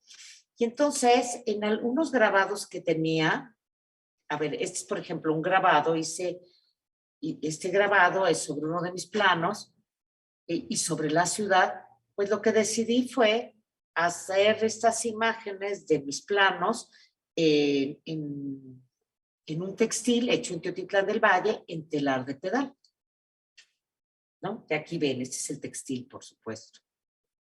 Y esta que debería haber sido la primera imagen, estoy en la ciudad de Cumbel, Suiza, que me gané el premio para hacer la pieza conmemorativa de los 700 años, y hice una pieza en piedra, y ahí estoy con este señor Pauli, que me ayudó un día a pulirla. Y esta es la obra, como quedó, y ahí empecé jugando con los megalitos de Falera, que es una región que se encuentra en los Grisones, y que es un culto al sol. Hay unas piezas también un poco como mis menires, y las estelas mayas. Y estas son unas piezas que hice de Cali, unas bancas, donde dejaba la piedra en bruto y solamente trabajé el asiento como tal. Esta es otra de las piezas. Y aquí entro a una pieza que hice en Tlatelolco, que hice una celosía de chalchihuites, los ombligos de los guerreros, porque me pidieron una pieza, una celosía para el Museo de Tlatelolco. Y bueno, aquí está parte de ese proceso, ¿no? Aquí, para que no se vea la junta, eran 5 piezas, eran 7 piezas de 3 metros por 3, pero no se podía ver la junta, entonces había que irlas trabajando de una manera muy artesanal nuevamente. Este es el resultado final de la obra, ¿no? Y esta es una estela que hice con concreto y con acero. Estas son mis cimbras, que las hice como piezas, como obras individuales coladas en concreto. Estas que ustedes ven aquí. Y estas son las puertas del Centro Cultural Elena Garro, que hice un muro de cimbras en bronce para hacer un homenaje a los bosques que destruimos para construir. Y aquí está parte de mis bocetos, aquí está toda esta parte cuando lo estoy construyendo, y este es el resultado final del Centro Cultural Elena Garro. Este es un anfiteatro que hay dentro del Centro Cultural Elena Garro. Bueno, los botes de basura están ofrecidos. Y estas son mis maderas que utilizo como piezas de arte, esas maderas de corte. Aquí las ven, por ejemplo. O sea, son esas maderas que sí intervengo, pero también sigo el patrón de lo que me voy encontrando, ¿eh? Y aquí tienen esa hoja de oro para mostrar las cicatrices de la destrucción de los bosques. Y esto es en la Capilla del Arte, una exposición que de verdad ha sido de mis exposiciones más bonitas. El espacio es precioso. Y son mis polines como piezas de arte, y las bases son hechas en bronce. Entonces aquí hay un juego, ¿no? De lo que sostiene y de lo que es. Son unas esferas que también son parte de lo que ha sido mi obra. Y esta, por ejemplo, esto está en el Museo MUCA de la UNAM, pero es la misma obra. Una está en una casa en San Salvador y esta pieza. Estas son unas estelas que fueron, tuve la inspiración con Jacques Chilán y hice esto. Y aquí termino, ya voy a terminar mi intervención con mi grupo de celosías, que son nuestros 8 siglos de dominación árabe en México. Además de los españoles, fueron realmente los árabes que nos dieron la celosía como un regalo. Pero esta celosía me sirve para crear espacios privados dentro de espacios públicos. ¿Qué hacemos los seres humanos que vivimos hacinados? Yo puedo construir un muro alrededor y puedo construir un espacio privado a mi alrededor. Y esto es unas maquetas que hice a partir de los cortes láser, de unas celosías de día y de noche. Y es una celosía que hice en un edificio también con los cortes láser, en un edificio en Las Lomas. Otra pieza, porque piezas más capilares, que no fueran tan masivas, sino que tuvieras la oportunidad de poder ver hacia el otro lado. Y esta pieza es una pieza que se llama Construyendo la lluvia, porque participé en el año dual en Londres, y es un andamio nuestro de construcción con una nube inglesa. Entonces, ¿cómo construíamos nosotros la lluvia? a partir de nuestros andamios, pero era una banca, porque también me gusta que la obra, uno se pueda apropiar de ella. Y esto estaba en Canary Wharf, en una plaza.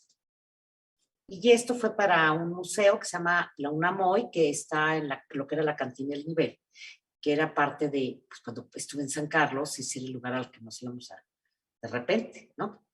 Y se llaman Las Goyas, porque como era un museo de la UNAM, aquí hice como 3 personajes, que es como ese juego de Goya, Goya, Cachún, Cachún, y eran 3 mujeres que nos acompañaban.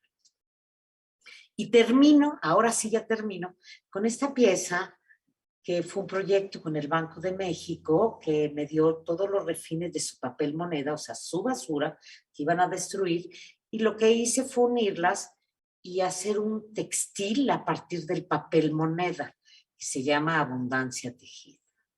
Y bueno, pues les quiero agradecer muchísimo que me hayan invitado a poder presentar mi trabajo, hablarles sobre el proceso creativo, sobre lo que implica ser artista en este mundo contemporáneo. Muchas gracias.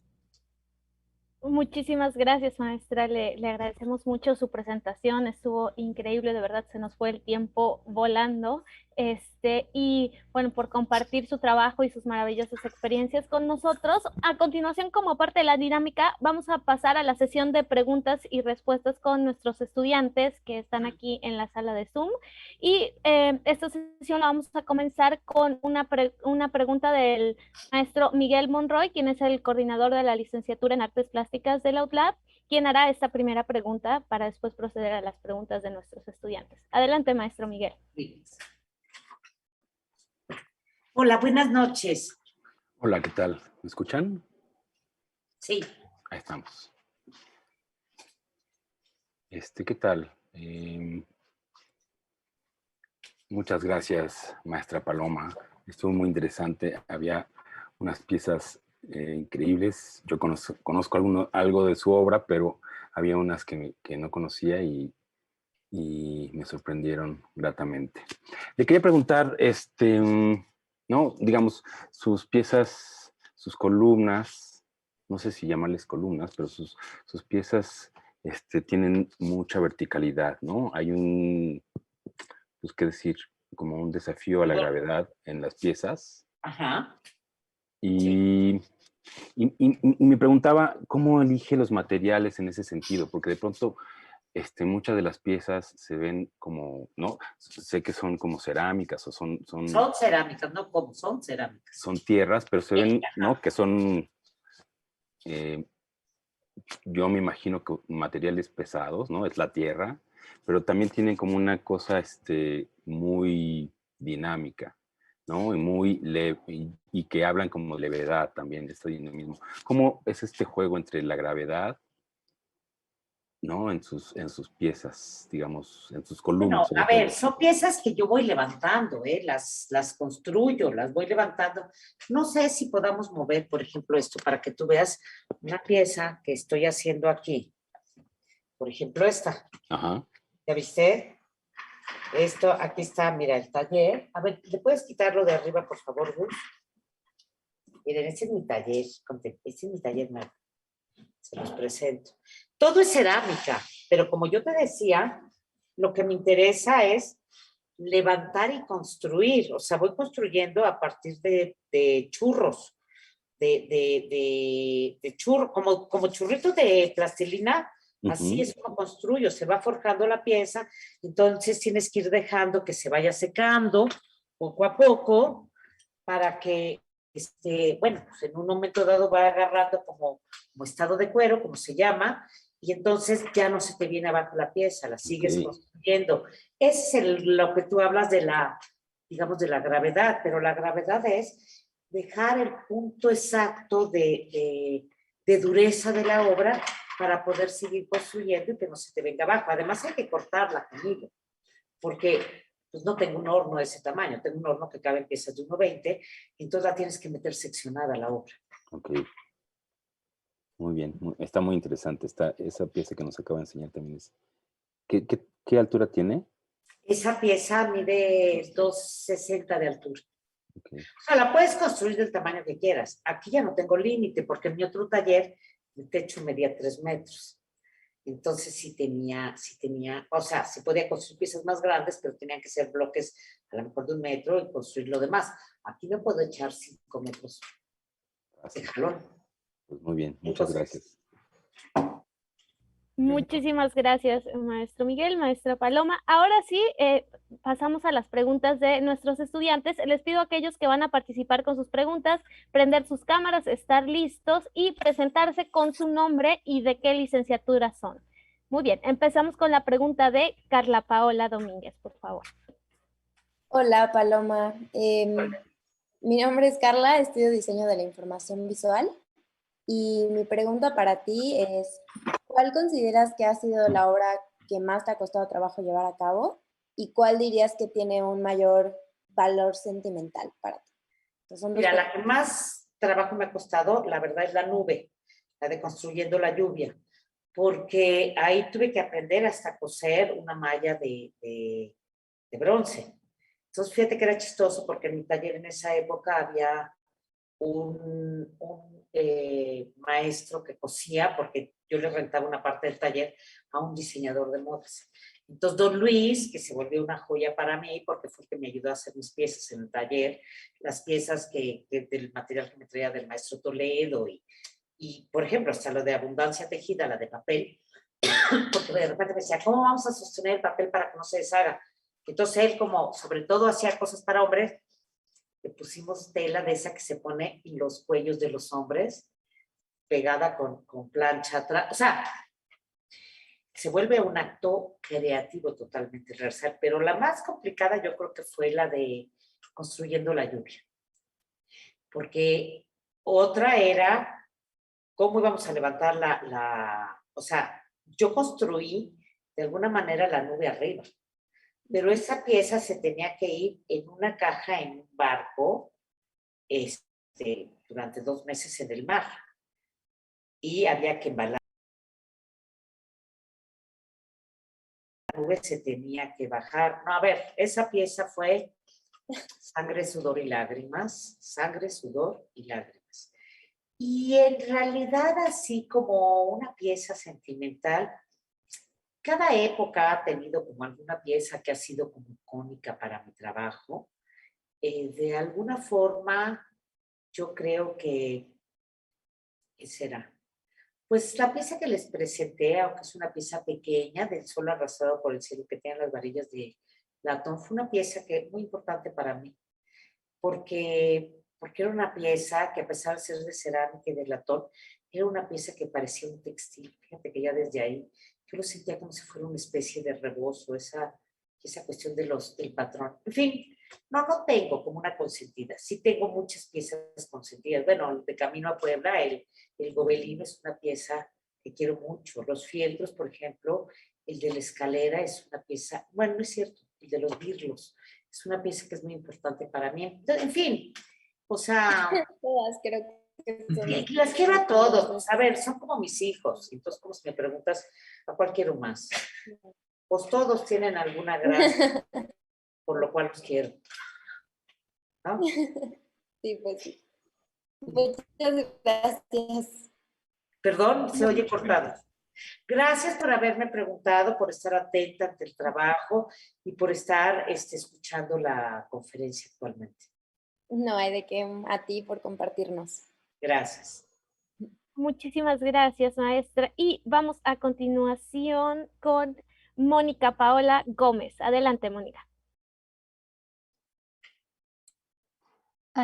Hola, pues Hola. primero agradecer por su conferencia. Realmente cada una de sus palabras nos sirven de motivación y aprendizaje como nosotros como artistas, de realmente conocer todas las disciplinas. Su trabajo es increíble y me inspiró muchísimo. Muchas gracias. Y Gracias. yo quería preguntarle, ¿cuál fue el más grande reto al ser artista y cómo lo superó? Y también quisiera preguntarle qué consejo le daría a su yo del pasado, no sé, a su yo de estudiante o de universitario, etcétera. Mira, o sea, a ver, yo vengo de una familia de arquitectos, como lo dijo el doctor Rosas, en donde el arte pues, era una parte fundamental dentro de mi casa, o sea, en mi casa había cuadros de artistas de la época, ¿no? De Corsas y de gente de ese tipo. Entonces era una parte fundamental. Y nunca dudé en entrar porque sí tomé durante mucho tiempo clases de pintura y toda esta serie de cosas. Pero cuando entré a la Escuela Nacional de Artes Plásticas, tengo que decirte que yo entré, hice un primer año. Me tocó exactamente el cambio de ENAP, de San Carlos, del centro, a Xochimilco. Y me tocó una generación espantosísima cuando entré, la verdad, una generación muy fea. Y no estaba como a gusto, no estaba contenta. Entonces dejé un año la escuela y regresé como la hija pródiga. Pero ya regresé afortunadamente con una generación fabulosa. O sea, yo pertenezco a la generación de Iván González de León, de Gabriel Orozco, Laura González Rosas, Marco Vargas, Javier Marín. O sea, una generación diametralmente opuestas. Como dejé un año a la escuela, me retrasé un año y entré con esta generación fantástica que me dieron una perspectiva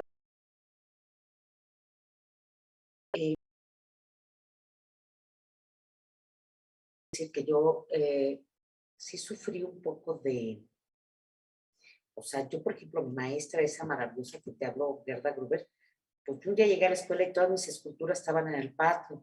Y les digo, ¿qué hace mi obra en el patio?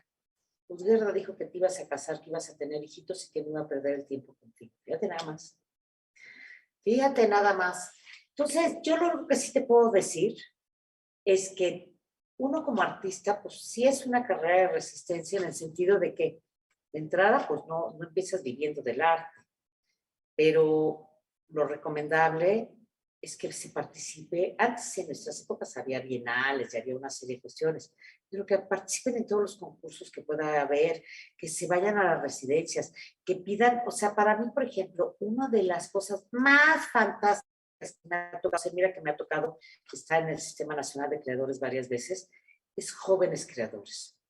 Si tienen oportunidad, háganlo, porque yo creo que es uno de los programas más importantes que existe dentro de lo que son las becas, porque tienen oportunidad en las reuniones que hay de los jóvenes creadores de interactuar entre ustedes, de estar con maestros que los van apoyando, pero que son artistas en activo, que eso no lo tienen las escuelas en general, y para mí es una de las grandes críticas, que las escuelas deberían de tener también un programa en donde a lo mejor 3 meses al año vaya un artista en activo, aunque no tenga el doctorado en puntos y líneas, pero que sea un artista que esté en activo y que viva de su trabajo y que participe en diferentes eventos internacionales y nacionales para trabajar con los alumnos algunos proyectos.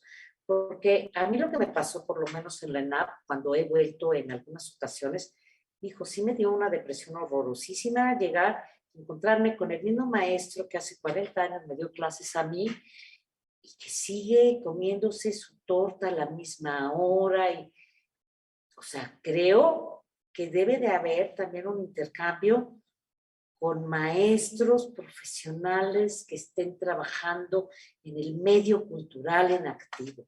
Eso es una parte fundamental. Pero ustedes tienen que ir a todas las exposiciones que haya, tienen que tratar de conocer lo que se está haciendo, tienen que ver cine. O sea, el vocabulario de un artista es un vocabulario, además de visual, que es importantísimo, tiene que ver qué están haciendo sus pares en otros lugares del planeta. Eso es fundamental. No se pueden quedar con una visión estrecha. Entonces, pues, yo ¿qué me preguntabas? ¿Qué les recomiendo que hicieran o qué? ¿Qué consejo le daría a su yo, ¿A mí? Paloma, del pasado? Fíjate que qué consejo le daría a mi yo del pasado. Te digo que tuve una generación fabulosa y tuve una generación también, y he tenido la gran fortuna de trabajar con maestros muy importantes del arte. Por ejemplo, el maestro Heiter, con el que trabajé en París, pues fue maestro de Jackson Pollock y fue impresor de Picasso. Entonces, y todo me tocó un poco de churro, así las cosas, pero creo que ustedes tienen que hacer lo más posible por ver y hacer. O sea, la inspiración te agarra trabajando. Aquí no hay de que, ¿qué voy a hacer? O sea, yo vengo a mi taller diario, tenga que hacer o no tenga que hacer. Yo tengo un espacio de trabajo en el que a lo mejor durante un momento pues, no hay tantas cosas que hacer, pero siempre estoy ideando por dónde salir y cómo resolver cosas. Entonces, ustedes tienen que hacer lo mismo, tienen que darse cuenta que en algún momento van a despegar y van a poder vivir de su trabajo. Y no creerse a ver, ¿sabes sobre todo qué? Ver qué han hecho otros artistas en otro momento de la historia, porque sí me ha tocado con alumnos en la Esmeralda, por ejemplo, que cuando he dado clases, pues que no saben, no saben nada de historia. Y de repente dice, oye, no, pues no sé, déjate tu ay, güey, y gente de ese tipo. Pero les hablas de algún artista que no es tan famoso, no tienen ni idea, no saben, o sea, algo que, por ejemplo, si tú haces bodegón, tienes que ver qué artistas a lo largo de la historia han hecho ese mismo tema que tú haces. Tienes que poder ver cómo ha evolucionado el tema, cómo ha ido caminando. Tienes que leer de teoría del arte, tienes que leer de filosofía, tienes que empaparte de muchas cosas que lo que te van a hacer es darte una visión muchísimo más amplia del mundo y que eso va a hacer que tu trabajo sea mucho más sólido. Eso te daría yo me lo daría a mí de consejo. O sea, y sabes también que es otra parte bien importante, el trabajo de la técnica. O sea, si yo me diera un consejo a mí de cuando yo estudiaba, nosotros dibujábamos todos los días. El proceso del dibujar es algo que es muy importante porque te suelta la mano. Independientemente que vayas a trabajar con una computadora para que te haga el render y te haga el quién sabe qué, pero tú tienes que poderte expresar físicamente a mano alzada. Entonces, el dibujo y el aprender técnica, porque tú me puedes decir, no, pues, quiero que me hagan esa pieza en cerámica, pero tú tienes que saber cómo se hace la pieza en cerámica para poder pedir que te la hagan. Entonces, es también muy importante que aprendan la técnica de las cosas con las que van a trabajar, porque en esa medida van a poder explotar muchísimo más el material. Eso. Muchísimas gracias. De nada. Muchísimas gracias, maestra. Bueno, vamos a continuar con una pregunta más de Sofía. Y aquí un paréntesis, les pido a Roxana y Michelle, si pueden prender sus cámaras, por favor. Y continuamos con Sofía López. Adelante, Sofía. Hola, Paloma, buenas noches. Buenas noches. Bueno, yo soy Sofía, estudio arquitectura. Antes que nada te quiero agradecer porque encontré muy, muy interesante tu postura como desde otro arte acerca del paisaje, que es también muy, muy pesado en arquitectura, entonces me gustó. Y bueno, mi pregunta es, ¿cuál es la estrategia que implementas para hallar el concepto que guía las obras que creas? Pues, a ver, no es algo muy consciente, la realidad es que una pieza te va llevando a otra. Entonces, no es que de repente diga, bueno, por ejemplo, ahorita tengo un proyecto, estoy trabajando con un despacho inglés de arquitectura.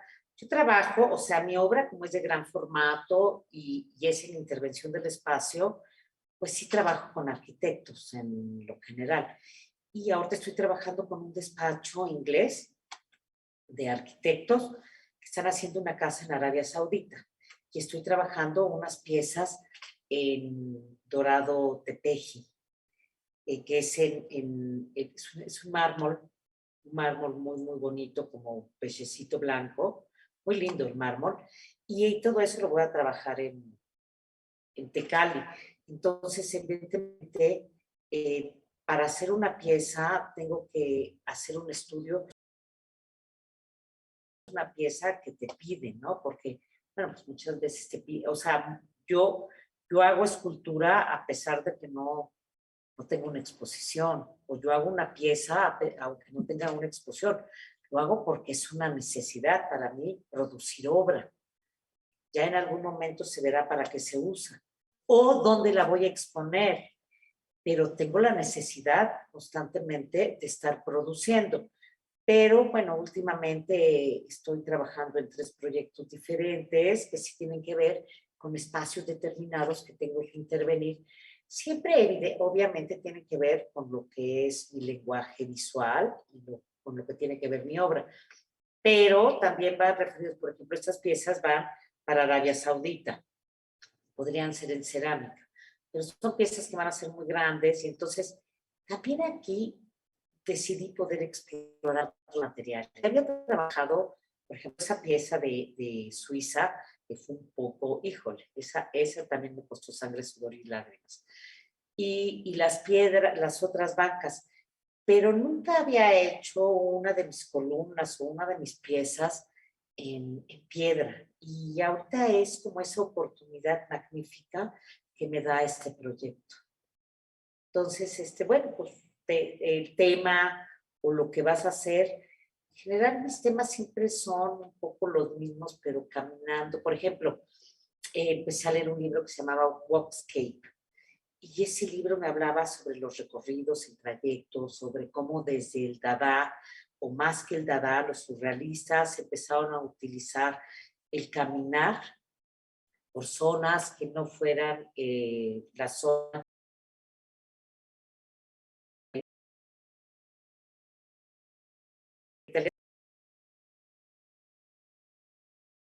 cómo explicarte, y que entonces me hizo reflexionar en mi trabajo de una manera diferente. O sea, yo sí leo mucho sobre teoría del arte y sobre temas que tienen que ver con lo que estoy haciendo. Entonces, de ahí viene un poco. O me pongo a ver, mira, por ejemplo, un artista al cual yo venero a los artistas en general, a los escultores ingleses. Inglaterra me parece que es un semillero de artistas increíbles. México tenemos grandes artistas y tenemos grandes escultores, o sea, no lo niego. Pero cuando tú ves Goldsworthy o ves, no sé, una serie de Henry Moore, hijo, dices, wow, o sea, Henry Moore me enseña los vacíos. Entonces, sí veo mucho artistas en libros, en el internet, me gusta verlos, voy a las exposiciones que hay de escultura. O sea, por ejemplo, me tocó ver ahora durante la pandemia, fíjate, que ese también fue como de churro. Yo soy parte de la Academia Cerámica de Ginebra y vino una de mis compañeras de Brasil. Entonces, fuimos a antropología, pero me dijo, ¿qué hay en arte moderno? Le dije, no sé, híjole, me topé con una exposición que curó Pedro Reyes sobre escultura monumental, que venía desde los años 20 hasta 1970, que agradezco que hubiera venido mi amiga brasileña, porque si no me lo hubiera perdido. Creo que ha sido de las grandes exposiciones que me ha tocado ver. Los temas me los va proponiendo la vida conforme voy viendo. Más que nada. Muchas gracias. Gracias. Muchísimas gracias, maestra. Y continuamos con la pregunta de Gretel Millán. Adelante, Gretel. Hola, buenas noches. Mi nombre es Gretel Millán Raful. Actualmente estudio la licenciatura en música. Muchas gracias por la plática de hoy y por dejarnos conocer su historia y la historia de todo lo que ha hecho. Y mi pregunta es, ¿deberíamos disciplinarnos a tener un silencio visual de manera regular para así poder apreciar mejor el arte y todo lo que nos rodea? Mira, por ejemplo, que mi obra sea blanca es porque traté de limpiar mis paisajes. Pienso que los vacíos, como lo que te hablo de Henry Moore, es un poco como el silencio en la música. O sea, necesitamos acallar la mente en algún momento para poder como resetear, no sé cómo decirlo, como para volvernos a echar a andar. Y bueno, es una parte fundamental, pero mira, por ejemplo, yo me acuerdo cuando empezamos a trabajar, porque estaba con mis ayudantes, lo del Auditorio Nacional, lo primero que hicimos fue poner la flauta mágica. Bueno, a mí me gusta, y me gusta mucho la interpretación que hizo Judy Taymor de la flauta mágica, y me recuerda un poco toda la escenografía de David Hockney, todas estas cosas sobre la flauta mágica. Pero fue maravilloso porque escuchamos toda la flauta mágica, no porque fuéramos a hacer la flauta mágica, sino porque íbamos a hacer una representación para un espacio que se dedica también a la música, que se dedica en gran medida a la ópera. Y, por ejemplo, yo le pedí a Javier Álvarez, fíjate qué cosa tan chistosa, que me pasara unas partituras para poder imprimir en estas piezas. Y nunca me mandó nada. No sé por qué razón no me habrá mandado. Yo le dije, pues la estación Chabacán o alguna onda así, mándame, porque sí me gustaría que hubiera, bueno, a lo mejor hubiera sido lo mejor Mario Lavista, pero no se me ocurrió hablarle al maestro Mario Lavista. O haber puesto, pero sí bajamos, que fue interesante, toda la partitura de la flauta mágica para ver la representación visual de una pieza musical y de una representación en el lugar. Pero por lo que tú hablas de los silencios, creo que los espacios vacíos dentro de la escultura es una parte fundamental, como el silencio de la música. Sí. Muchas gracias. Tú como compositora, o no sé qué vas a hacer, intérprete o qué eres. Sí, soy compositora. Ah, felicidades. Bueno, ahora debe estar de luto con el maestro Lavista, ¿no? Sí, fue una noticia muy lamentable y la verdad es que nos deja con unas composiciones y un legado bellísimo. Perfecto. Sí. Qué bueno, felicidades. Muchas gracias. Muchísimas gracias, Gretel. Gracias, maestra Paloma. Y pasamos con la pregunta de Michael. Por favor, adelante, Michael. Buenas noches a todos. Mi nombre es Mitchell, soy estudiante de último año de la licenciatura en Artes Plásticas. Y bueno, agradecerle la plática y quería darle dos preguntas.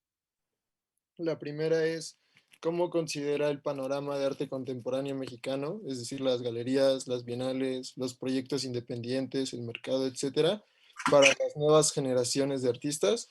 Y la otra es si usted considera que se provoca un enaltecimiento de los artistas mexicanos solo cuando estos triunfan primero en el extranjero antes que en el país mismo.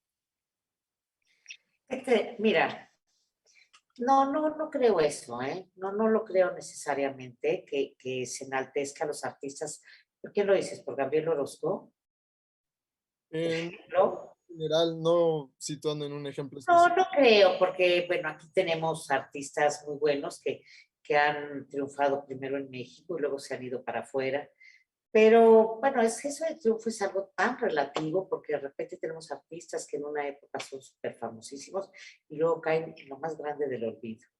Creo que el mercado del arte en México es un poco limitado y sí ha hecho una labor muy importante, por ejemplo, pues las galerías, pero sobre todo en unas galerías. Yo nunca he trabajado con una galería, entonces pues no te puedo hablar de eso porque yo sí como desayuno y ceno de mi trabajo, pero ha sido un esfuerzo personal y no con una galería. Siento que sí, para lo que te pudiera servir una galería actualmente es para poder participar en una feria.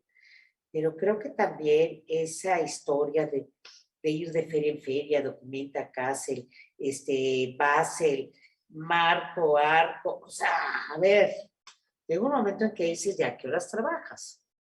Es como un circuito que es diferente y donde tu trabajo vale en función de las ferias en las que has estado. Pero si tú no perteneces a una galería que tenga, además digo, ahorita económicamente hay que ver cómo funciona, ya déjate tu marco, zona marco. O sea, por ejemplo, ahorita vamos a ver qué pasa en Basel, en Miami, con toda la cuestión de la pandemia y la situación económica.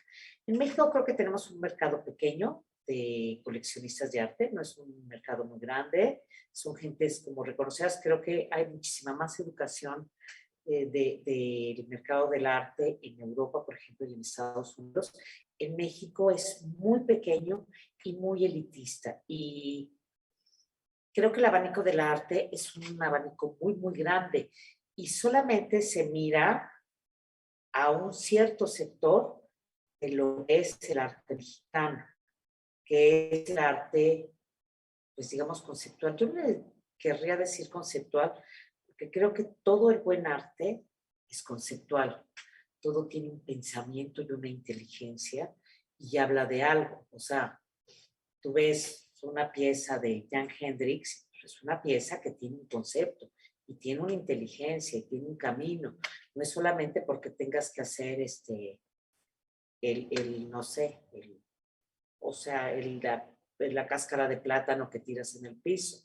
Eso es una parte de ese mercado, pero no, en México me parece que tendríamos que trabajar más sobre la creación de públicos, sobre el interés de que la iniciativa privada y la iniciativa pública adquieran obra, porque ¿qué sucede? O sea, ahorita los museos no compran absolutamente nada, pues no tienen ni para el gel antibacterial.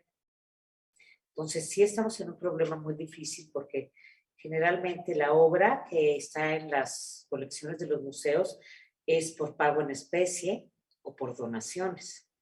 Entonces tendríamos que cambiar un poco la idea del mercado del arte en nuestro país porque piensan que los artistas vivimos del aire y que el arte siempre tiene que ser regalado. Los museos tienen que ser gratuitos. Cuando tú como artista, no sé qué hagas, no sé, tú por ejemplo que estás en el último semestre, ¿qué haces, por ejemplo? ¿Qué haces de arte? Pues produzco poesía, también produzco pintura y trabajo textil y un poco de videoarte también. O sea, a ver, el trabajo textil, la poesía y la escultura es arte, todo. O sea, no puedes ponerlo así. Pero, ¿cómo te ves en el futuro? O sea, lo interesante es, ustedes como artistas, ¿cómo piensan que van a vivir en un futuro? Aparte de las becas o produciendo su obra y integrándose al mercado, pero integrándose al mercado ¿de qué manera? Integrándose porque se van a una galería en Europa, una galería en Nueva York. ¿Cómo le haces? En México, por ejemplo, ¿en qué galería te gustaría estar en México? ¿Cuál sería tu sueño dorado? Pues no me gustaría trabajar con galerías. He tenido experiencia trabajando para artistas que trabajan para Galería OMR y Kurimatsuto, entonces pues sé cómo funciona y creo que no es algo que me interese por ahora. Pero si tú como artista contemporáneo, emergente, en la edad que tienes, no entras a este circuito de las galerías, te lo digo yo que no trabajo con ninguna galería, es terrible porque ¿cómo vas a entrar a ese mercado de arte de las ferias y donde te vas a medir con tus pares que están haciendo exactamente lo mismo que tú, a lo mejor poesía visual? No sé si a lo que te refieres en poesía es escribir poesía como literato o como artista visual, o sea, poesía visual. No sé en qué sentido lo hagas. En fin, o sea, tendrías que ver, pero México siento que tiene un mercado de arte incipiente, no muy grande, y que el gobierno como tal, pues no está invirtiéndole al arte, y esa también es una parte muy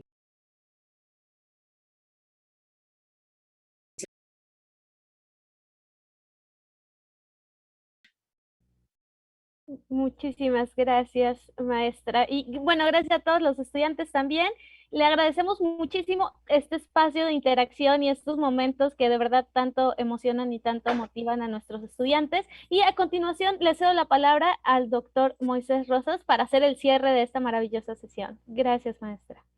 Muchísimas gracias, maestra Paloma Torres. Muchas gracias por esta tan interesante conferencia y que muestra una trayectoria sólida y algo que es muy importante, todo lo que produces. Es decir, es una trabajadora incansable y eso yo creo que gran parte del éxito de una carrera en cualquier disciplina es justamente el tesón y el ritmo de trabajo, que nos lo ha mostrado a lo largo de toda su exposición. Y quisiera yo comentar en esto que tú mencionaste de la exposición al Museo de Antropología, que fue la primera vez en la historia del museo que artistas contemporáneos entraban al Museo de Antropología, en una de las salas de exposición que se llama, como dijo ya la maestra Paloma Torres, la Media Luna. Y fue muy interesante porque lo que se buscó fue el diálogo entre los artistas, ceramistas contemporáneos, con las piezas prehispánicas de cerámica, que como ya dijo Paloma, hay muchas, las figuras de Jaina, hay una infinidad. Entonces era el diálogo entre la creación artística contemporánea con el patrimonio cultural arqueológico de nuestro país. Eso creo que fue una experiencia muy interesante. Es también muy interesante ver cómo en el fondo Paloma es un urbanista, es una arquitecta y es un urbanista Sí. pero nada más que lo hace a través del lenguaje estético y de la creación artística. Pero si uno escucha todo lo que estuvo diciendo y conoce uno su trabajo, te das cuenta que realmente Paloma Torres, insisto, es una arquitecta y es una urbanista. Paloma tiene un concepto que me compartió hace tiempo, yo no me había dado cuenta y que es muy importante, que ya lo dijo, los que vivimos en las ciudades, todo lo vemos en primer plano así, la calle de enfrente, el edificio de enfrente, no tenemos horizonte. No. Por eso, por ejemplo, cuando muchas veces he estado en Sonora o en Chihuahua y veo estas planicies enormes, estas llanuras inmensas que nosotros no conocemos en las ciudades. Entonces, una sensación de tener un horizonte cuando nosotros ya no tenemos horizonte, porque todo lo vemos en primer plano, que creo que es otra parte muy importante de la creación artística de Paloma. También lo que señaló que me parece también fundamental es el concepto. No es la creación por la creación, sino es el concepto. Y el concepto quiere decir la emoción del artista, sea para una novela, sea para poesía, sea para una película, es lo que el artista transmite a través de su lenguaje estético. Y creo que esta parte de la conferencia de Paloma me parece fundamental, entender que el arte transmite un concepto. Y que si Marcel Duchamp hizo un Urinoir, bueno, lo hizo para decir algo. Es decir, el artista transmite su pensamiento, su inquietud social a través de su creación artística. Exacto. Y dos ejes que me parecen fundamentales para cerrar este breve comentario, que me parecieron esenciales en la plática. Disfrutar la creación artística. Probablemente el creador que no lo haga no va a avanzar. Es el disfrute y la pasión.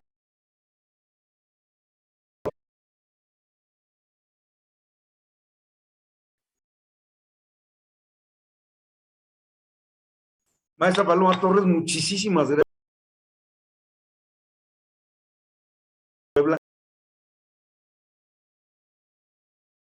Maestra, la doctora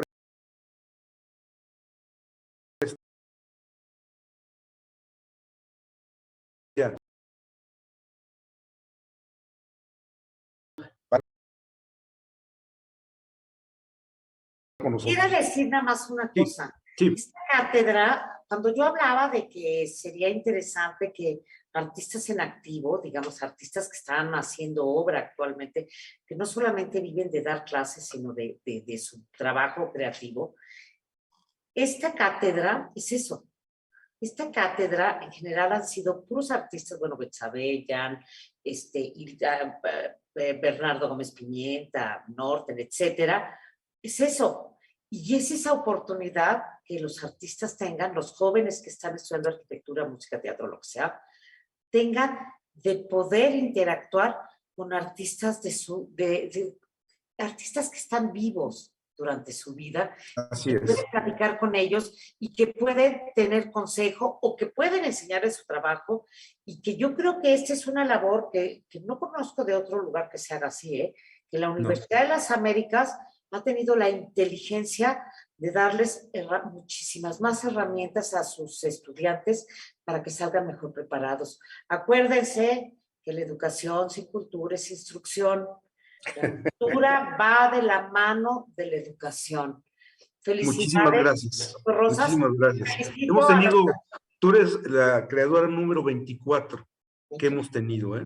Muy O bien. sea, vamos, y bueno, el nivel yo creo que ha sido bastante bueno. Todos han sido muy generosos con la universidad, ha habido un respaldo de todos, y por ejemplo, comparto con los estudiantes y con los compañeros que, por ejemplo, Elena Poniatowska, con quien tengo la fortuna de ser amigo y que hablo bastante seguido con ella, todo el tiempo está preguntando cómo va la cátedra y diciendo, ninguna universidad lo está haciendo como lo está haciendo la Universidad de las Américas Puebla. Te lo digo, a mí me ha tocado trabajar bueno, estudié en la UNAM, pero me ha tocado dar clase en la Ibero y dar clase en la Esmeralda. Esto que se hace es fantástico, es hacer que la mente de los estudiantes vea de una manera diferente, mucho más creativa, y que vea de una manera más profesional, porque los artistas somos los únicos profesionales que tenemos que trabajar en una papelería para vivir de nuestro trabajo, y no podemos educar a nuestros artistas a que hagan eso. Muy bien, pues muchísimas gracias, querida Paloma. Gracias, Muchas doctor gracias, Rosa. gracias a todos. Gracias, Perla, y gracias a la rectora por seguir manteniendo esta casa de estudios fabulosa. Gracias. Gracias y buenas noches a todos. Hasta luego, buenas noches. De esta manera, damos por finalizado.